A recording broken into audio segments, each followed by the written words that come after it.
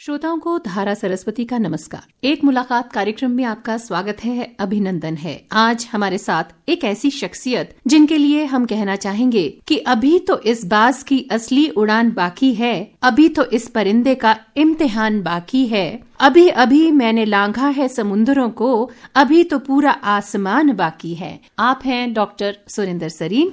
आपका तहे दिल से हम अभिनंदन करते हैं, स्वागत करते हैं डॉक्टर साहब इस कार्यक्रम में। आपका बहुत बहुत धन्यवाद धारा जी।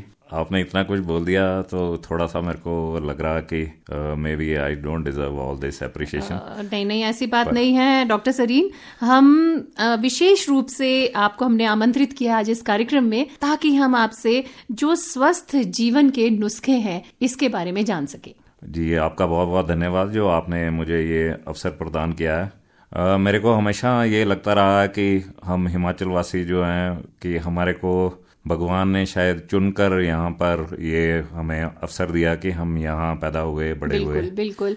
क्योंकि जो यहाँ का रहन सहन, मैं ये तो नहीं कहूँगा था, क्योंकि अभी भी बहुत से लोग तो उसी रहन सहन में हैं। तो हमारा रहन सहन हमेशा बाकी जो लोग जो प्लेन्स में रहते हैं उनसे काफ़ी अलग था। शायद इसीलिए हमारी जो स्वास्थ्य संबंधी समस्याएं थी वो कम थी। बिल्कुल। और डॉक्टर सरीन, हम अपने श्रोताओं को बताना चाहेंगे कि आप शिमला से ही बिलोंग करते हैं, यहीं पर आप बड़े हुए, पढ़ाई भी आपने यहीं की और वर्तमान में आप इंग्लैंड में कार्यरत हैं, वहीं आप चले गए हैं। और ये जो आपकी लाइफ जर्नी है इसके बारे में भी जानना चाहेंगे कि कैसे आप शिमला से वहाँ तक पहुँचे। जी, मैं पहले ये कहना चाहूँगा कि जैसे आपने कहा कि वर्तमान में वही हूँ, तो मैं सबको यही कहता हूँ कि सिर्फ शरीर ही इंग्लैंड गया है, जो मेरी रूह है, my soul always remained in Shimla.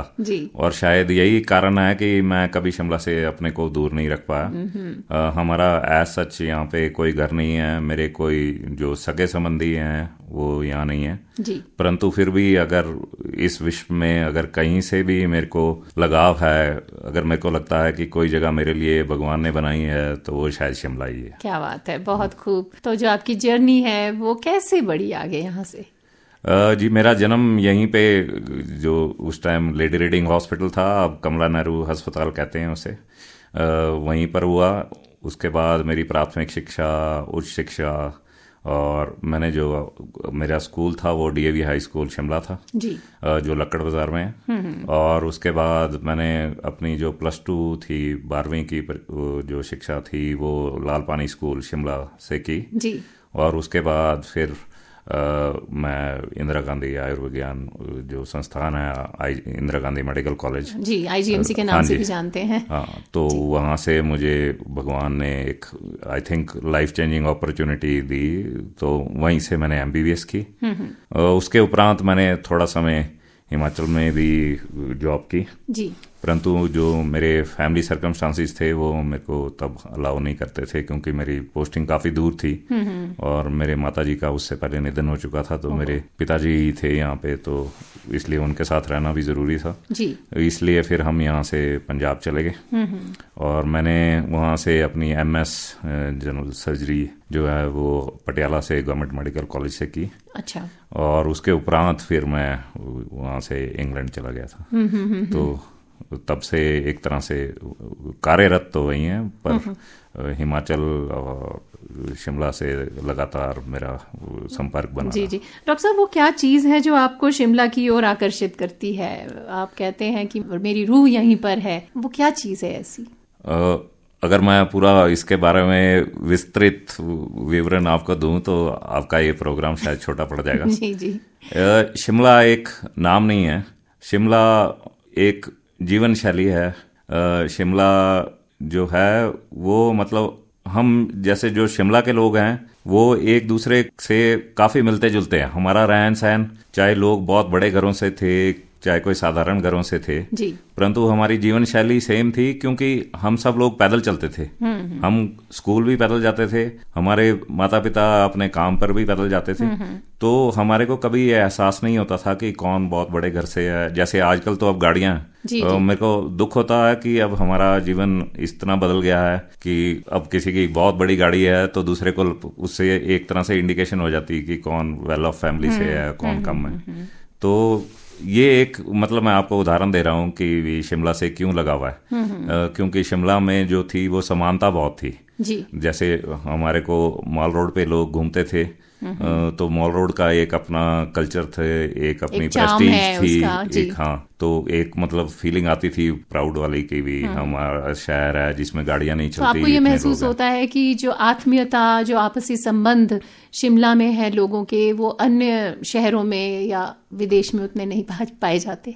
हाँ जी, अब तो वो शिमला में भी ऐसा ही हो रहा है। देखिए, अगर लोग सब गाड़ियों में चलेंगे तो आप एक दूसरे से कोई आपका कोई हेलो हाय या कोई भी वो मुलाकात नहीं हो पाती। हाँ। तो मैं इसलिए कहता हूँ हमेशा कि शिमला वाले अगर एक दूसरे को जानते नहीं थे तो पहचानते अवश्य थे। हाँ, बिल्कुल। क्योंकि हम लोग एक दूसरे को मिलते रहते थे, स्कूल आते जाते या नाम बेशक ना मालूम हो, चेहरे पहचानते थे। हाँ, चेहरे पहचानते थे। देखिए, हमारी दुकानदारों के साथ भी वो वैसा ही संपर्क था। बिल्कुल, दुकानदार भी अपने कस्टमर्स को वैसे ही जानते थे, हमारा भी सेम था। मतलब हमारे माता पिता बच्चों को भेज देते थे, उनको पता था कौन सी दुकान से क्या मिलता है। हमारे को दुकान वालों के नाम भी पता थे। तो वो बहुत आत्मीयता जो थी वो बहुत बड़ा एक फैक्टर है जिसकी वजह से जी। तो डॉक्टर सुरेंद्र सरीन, अब महसूस हो रहा है कि हम अपने विषय की ओर बढ़ चुके हैं। जिस तरह से आपने कहा कि चलना फिरना यहाँ पे संभव है, और जब हम स्वास्थ्य की बात करते हैं तो कुछ एक ऐसी ही छोटी छोटी टिप्स हैं जो हम जीवन में अपनाएं अगर, तो हम स्वस्थ रह सकते हैं, खुशहाल रह सकते हैं, और एक हम जो हेल्दी लाइफस्टाइल अपनाते हुए अपना जीवन यापन कर सकते हैं। इसके बारे में आप क्या कहेंगे कि विशेष रूप से शिमला में रहते हुए हम हेल्दी कैसे रह सकते हैं? What are the positive points? देखिए, अगर शिमला में जो शिमला वाले हैं, अगर शिमला वाले बन के रहेंगे तो हमारी जो मैक्सिमम मानसिक और शारीरिक जो प्रॉब्लम्स हैं, मेडिकल प्रॉब्लम, वो अपने आप ही खत्म हो जाएंगी या नहीं होंगी हमारे को। जो आजकल का समय है उसमें जो जिसको हम लाइफस्टाइल इलनेसेस बोलते हैं वो ज्यादा हो रही हैं अब। जी जी। देखिए, अब इन्फेक्शन वगैरह धीरे धीरे हमारा जो है, जैसे जैसे जो स्टैंडर्ड ऑफ लाइफ है वो बढ़ रहा है, तो अब जैसे टीबी वगैरह हमारे टाइम वो ज्यादा प्रॉब्लम्स होती थी, वो धीरे धीरे कम हो रही है। ना केवल शिमला, ये तो हम एक वैसे एक एग्जाम्पल दे रहे हैं शिमला का, क्योंकि हम यहाँ पे शिमला के आकाशवाणी स्टूडियो में बैठे हैं और इसी माहौल से हम घिरे हुए हैं आसपास, परंतु हमारे लिसनर्स वर्ल्ड वाइड हैं और शहरों में भी हमें सुन रहे हैं। तो ये जो आप टिप्स दे रहे हैं ये सभी पे लागू होंगे क्यों? हाँ जी, ये तो मतलब शिमला तो एक उदाहरण है कि कैसे रहा जा सकता था और कैसे हम लोग रहते रहे हैं जी। परंतु अब जैसे बड़े शहरों में धीरे धीरे लोगों की प्रॉब्लम्स डिफरेंट हैं, लोगों का रहन सहन अलग है, परंतु अब जैसे जैसे पूरा वर्ल्ड वी कॉल इट की ग्लोबल विलेज बन रहा है, अब हम सबकी जीवन शैली तकरीबन एक जैसी होती जा रही है, तो हमारी प्रॉब्लम्स भी एक जैसी हो रही हैं जी। जैसे हमारे टाइम लोगों को कोई ज्यादा मानसिक जो प्रॉब्लम्स थी वो नहीं थी। डॉक्टर साहब, तब तनाव सुनने को नहीं मिलता था कि स्ट्रेस।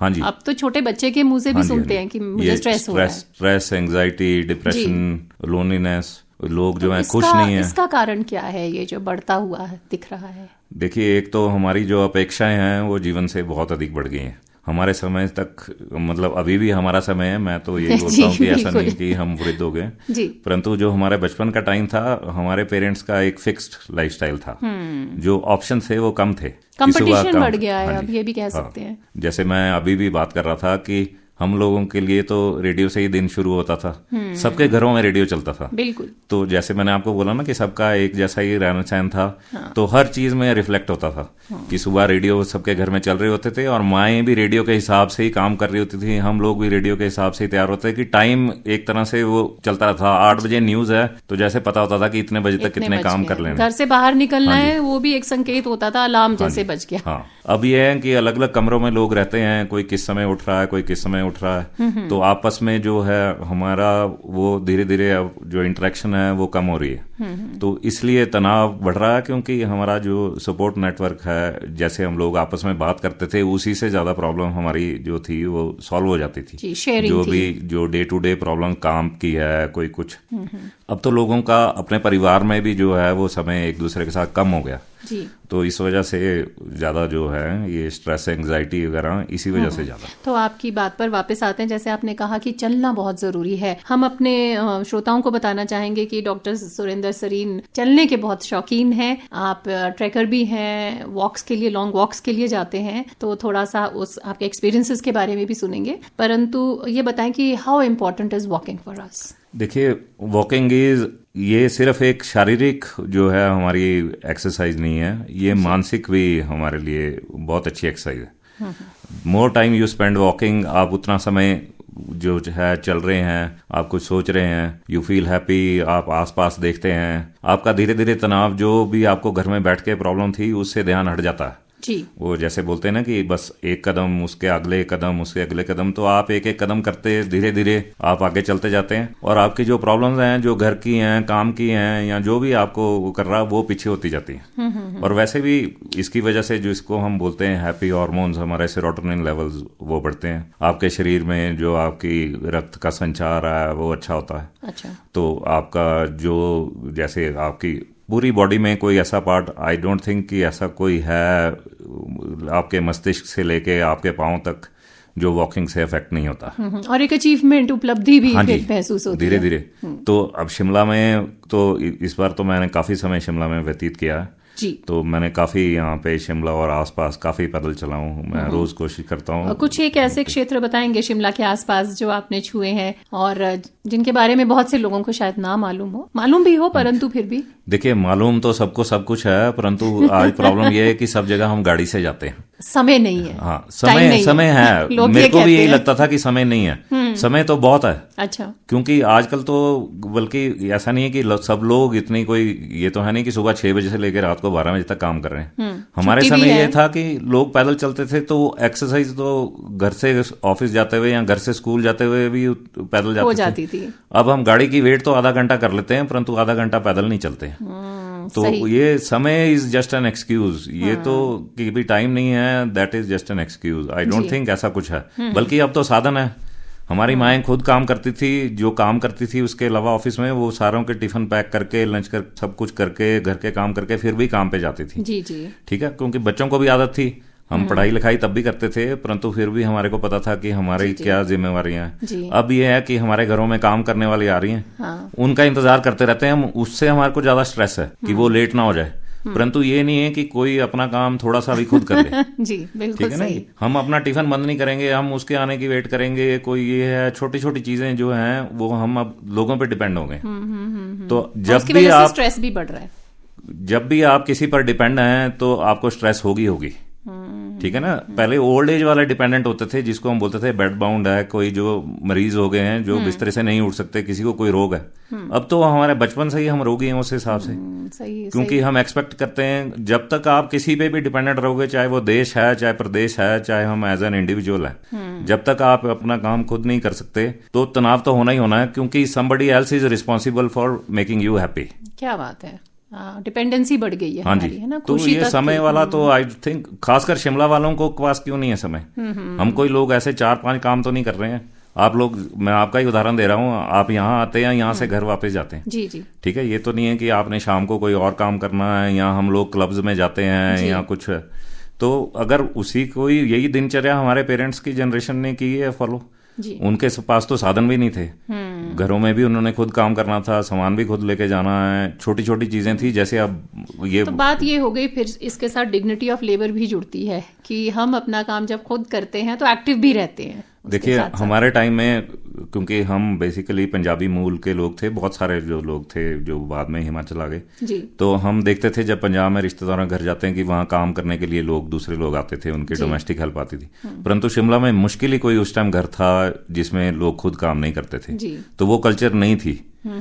तो जैसे हम लोग पैदल चलते थे, जब हमारे रिश्तेदार यहाँ आते थे तो वो पैदल तब भी नहीं चल पाते थे, उनको तो डर लगता था कि पगडंडी पे कैसे चढ़ते हैं, बिल्कुल कि गिर जाएंगे। हाँ। हम बचपन से ही हमने ये सब चीजें सीखी थी, तो किसी को मुश्किल नहीं थी। इन चीजों को खोते जा रहे हैं और खो दिया, जिस वजह से फिर हमें हेल्थ प्रॉब्लम्स आने लगी हैं, जो जिसको कहते हैं हम सेडेंटरी लाइफस्टाइल हो गया।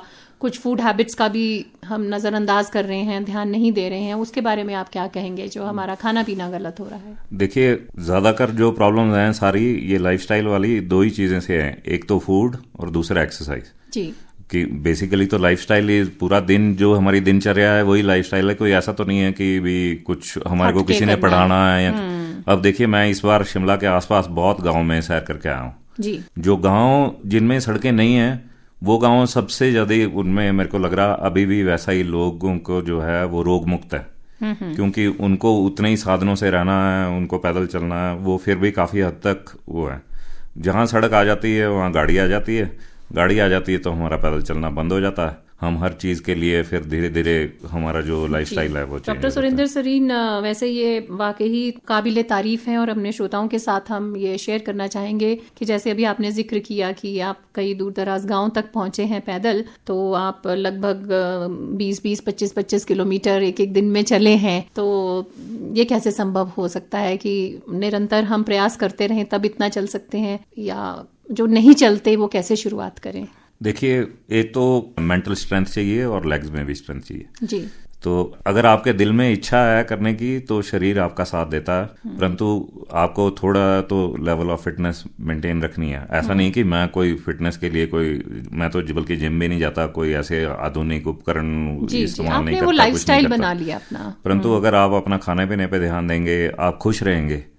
खुश रहना बहुत जरूरी है। कुछ भी करने के लिए you should be happy and you should feel happy doing something. देखिए, अगर आपको आज ऑफिस आना पड़े, बर्फ पड़ जाए, अगर आप उसको बोझ समझ के आएंगे तो आपकी यात्रा बहुत लंबी रहेगी।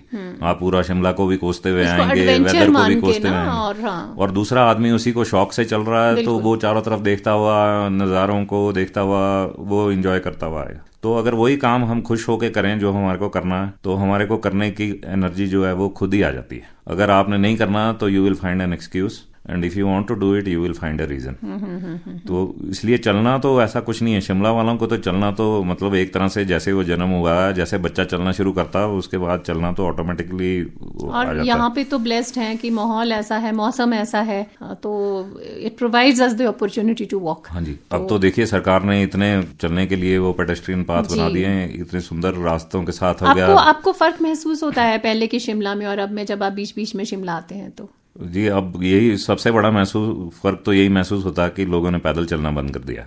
वो तो अच्छा नहीं है। हाँ, तो ये अच्छा है अभी भी कि चलो वातावरण काफी शुद्ध है अभी भी, हालांकि गाड़ियां बढ़ गई हैं पर फिर भी ऐसा जितनी पोल्यूशन की प्रॉब्लम नहीं है। कंस्ट्रक्शन बहुत हो गई है, मतलब लोगों ने नेगेटिव चीजों की बातें में बात करनी है वो अलग है, परंतु फिर भी मेरे लिए तो दुनिया का सबसे अच्छी जगह अभी भी शिमला ही। जी, तो आप ये मैसेज देंगे कि वॉक वॉक एंड वॉक। हाँ जी, चलना बहुत जरूरी है। हाँ, साथ में अपना जो खाना पीना है उसका भी ध्यान रखें, जिसको आप लोग अक्सर कहते हैं, डॉक्टर से हम सुनते हैं कि संतुलित आहार लें।